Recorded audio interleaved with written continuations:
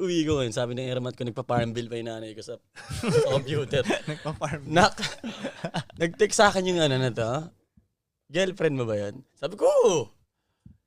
Yung nakita ko isang ngiti ng nanay ko na ayos Binata ka na. Pero parang ano din na, bata ka pa, pero parang sa, yung ngiti niya, alam ko na Natuwa naman siya. ibay mo parang gano'n. Kasi lalaki yung anak ko eh. Ngayon, uwi yung tatay ko, sabi niya, yung anak mo, may girlfriend na.